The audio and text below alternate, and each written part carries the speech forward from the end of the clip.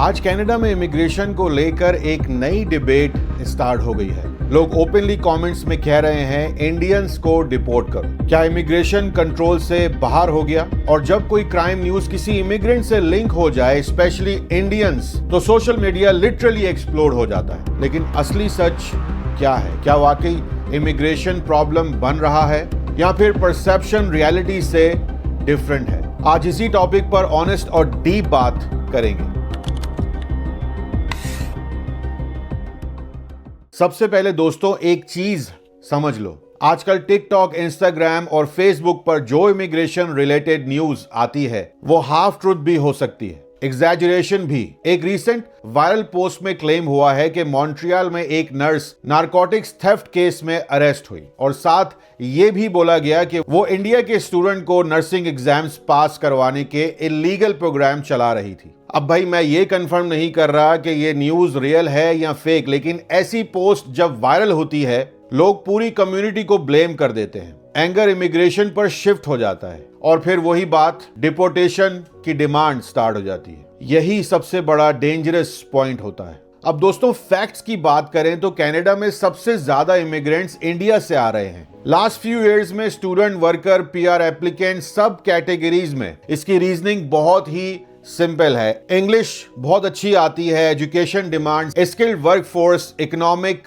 Migration trend, और Canada को भी वर्कफोर्स चाहिए थी। Construction, trucking, health care, retail, बहुत सेक्टर इमिग्रेंट के बिना चल ही नहीं सकते। अब असली सवाल, कैनेडियंस अपसेट क्यों लगते हैं? इसके दोस्तों तीन मेजर रीजंस हैं। एक तो सबसे बड़ा है housing crisis.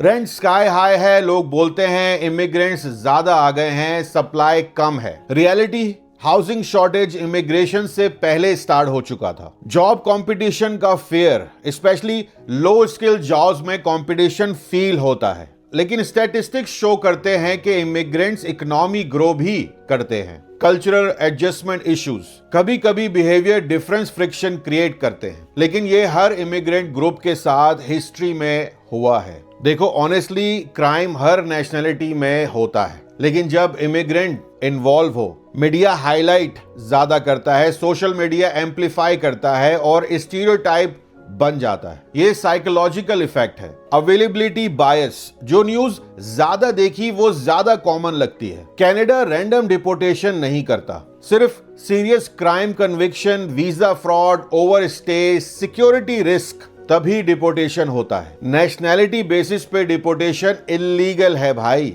Charter rights violate करता है, पॉलिटिकली इम्पॉसिबल है। अच्छा सिर्फ इंडियंस ही टारगेट क्यों हो रहे हैं? सेंसिटिव बात है बट सच, नंबर्स ज्यादा हैं भाई। जहां पॉपुलेशन ज्यादा होती है विजिबिलिटी भी ज्यादा होती है। जैसे कि टोरंटो, ब्रैम्पटन, सरे, इंडियन कम्युनिटी बहुत स्ट्रांग है। गुड न्यूज भी उनकी, बैड न्यूज भी उनकी। अब इमिग्रेंट जो होते हैं उनका बिहेवियर, उनका रोल क्या है बेसिकली, ये भी सच है। कुछ लोग fake documents, illegal work, education misuse करते हैं और फिर पूरी कम्युनिटी को बैकलैश फेस करना पड़ता है। एज यू नो गाइस कि मैं ओपनली बोलता हूं, इमिग्रेंट हो तो डबल रिस्पॉन्सिबिलिटी होती है यार। कैनेडियन सेंटिमेंट्स की बात की जाए तो ट्रेंड चेंज हो रहा है। इमिग्रेशन के जो कैप्स हैं वो टाइट हो रहे हैं, स्टूडेंट वीजाज रिड्यूस हो रहे हैं, पीआर पाथवेज स्ट्रिक्ट हो रहे हैं। लेकिन फुल स्टॉप इमिग्रेशन इम्पॉसिबल है। कनाडा की इकोनॉमी इमिग्रेंट्स पे डिपेंड करती है। अच्छा देसी कम्युनिटी को क्या समझना चाहिए, अब स्ट्रेट टॉक करते हैं ताकि आप लोगों को समझ आए बात। अगर आप खुशनसीबी से कनाडा आ गए हैं भाई तो रूल्स को फॉलो कर लो, culture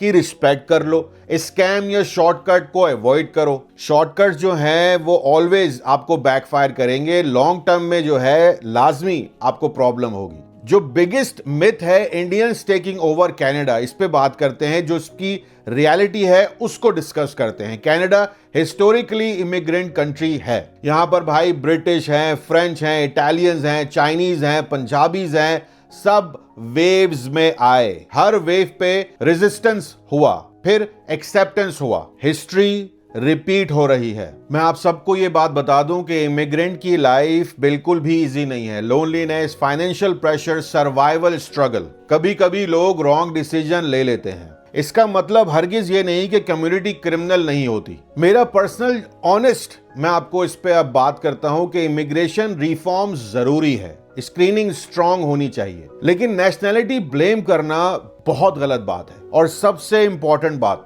social media news blindly believe मत करो। अपनी रिसर्च करो, फैक्ट्स को देखो, इमोशन से नहीं लॉजिक से सोचो।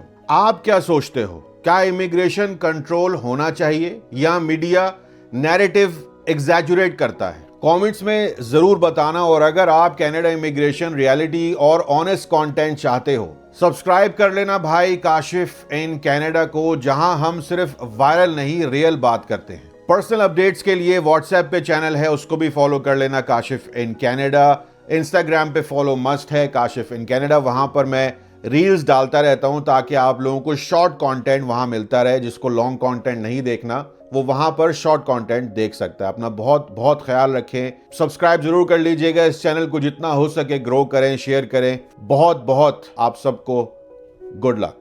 Take care. अल्लाह हाफिज।